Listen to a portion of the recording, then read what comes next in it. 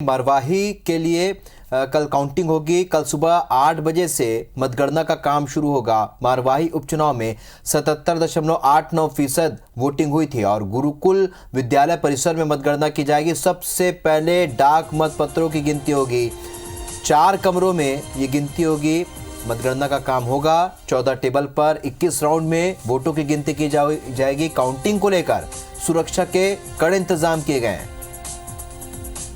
वहीं मध्य प्रदेश के 28 सीटों पर भी कल मतगणना होगी। मध्य प्रदेश में भी सुबह से ही काउंटिंग शुरू हो जाएगी। काउंटिंग से पहले सियासी दलों में बैठकों का दौर शुरू हो चुका है। कांग्रेस नेता ईवीएम की पहरेदारी लगातार कर रहे हैं। विधायकों को लेकर पार्टियों के अपने अपने दावे भी हैं। विधायकों पर इस वक्त कांग्रेस नजर बनाए हुए।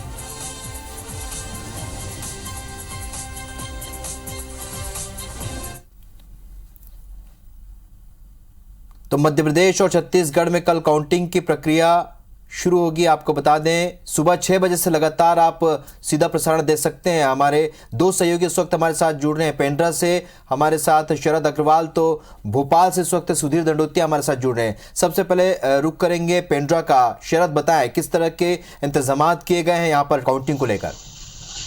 किंतु कल मरवाही उपचुनाव को लेकर मतगणना जो होनी है, इसकी प्रक्रिया सुबह 8 बजे से शुरू होगी। 7:59 तक डाक मतपत्र का उपयोग लोग कर सकेंगे।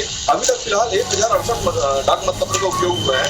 मरवाही उपचुनाव को लेकर 1,91,004 मतदाताओं में से 77.89% यानी 1,48,773 मतदाताओं ने मताधिकार का प्रयोग किया है। 3 कमरों में मतगणना शुरू होगी, जिसमें इन 3 कमरों में मतगणना और 1 कमरे में डाक मतपत्र की गणना होगी। मैं बता दूं 14 टेबल लगाए गए हैं, जहां पर 20.5 राउंड में मरवाही की पूरा मतगणना संपन्न हो सकेगी। माना जा रहा है कि दोपहर करीब 1 बजे के बाद तक स्थिति क्लियर होगी।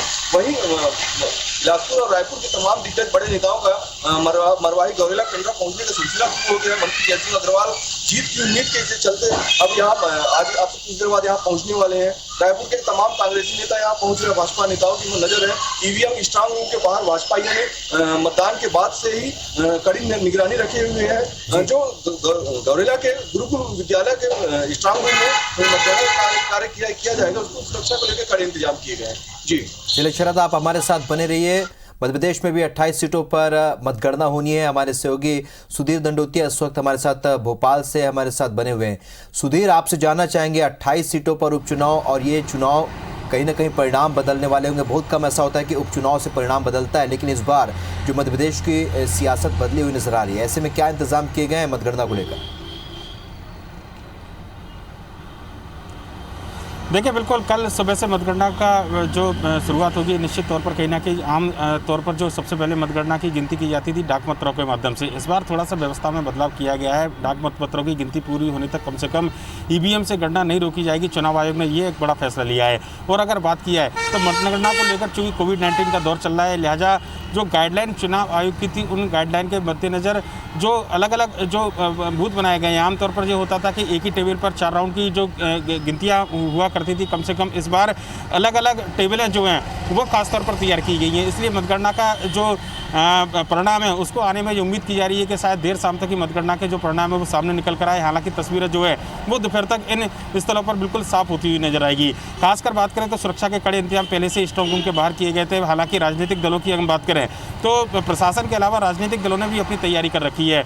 मतगणना के बाहर न केवल राजनीतिक दलों के कार्यकर्ता मौजूद है, कांग्रेस बीजेपी के कार्यकर्ता जो है स्ट्रांग रूम के बाहर पहरेदारी कर रहे हैं, बल्कि मतगणना को लेकर कांग्रेस और बीजेपी की ओर से भी खास तैयारी की गई है। भोपाल में अगर बात करें तो पूर्व मुख्यमंत्री कमलनाथ के साथ में पूर्व मुख्यमंत्री दिग्विजय सिंह मौजूद रहेंगे। प्रदेश कांग्रेस कार्यालय के अंदर कांग्रेस ने अपना वार रूम तैयार किया है, जहां पर मतगणना को लेकर पल पल की जानकारी जो है वो कांग्रेस के नेताओं के द्वारा ली जाएगी। वहीं पर बीजेपी की ओर से जो मतगणना का वार रूम, या कहना चाहिए कि सियासत का जो केंद्र रहेगा, वो बीजेपी प्रदेश कार्यालय रहेगा, जहां पर जो जानकारी अब तक सामने निकल कर आई है कि मुख्यमंत्री शिवराज सिंह चौहान के अलावा प्रदेश अध्यक्ष वी डी शर्मा और संगठन महामंत्री सुभाष भगत के अलावा जो चुनाव प्रबंधन से जुड़े हुए लोग थे, वो इस मतगणना के दौरान बीजेपी प्रदेश कार्यालय में मौजूद रहेंगे। और पल पल की मतगणना की जो जानकारी है वो कार्यकर्ताओं और अपने जो एजेंट है, पोलिंग के जो एजेंट बनाए गए थे मतगणना को लेकर, उनसे यहाँ पर जुटाई जाएगी। तो कहना होगा कि प्रशासन पूरी तरीके से मतगणना को लेकर मुस्तैद है। सुरक्षा को लेकर खास इंतजाम किए गए और खासकर जिस तरीके से वोटिंग के समय कुछ हिंसक घटनाएं ग्वालियर चंबल के अंदर सामने निकल कर आई थी, उसके मद्देनजर अतिरिक्त पुलिस फोर्स जो है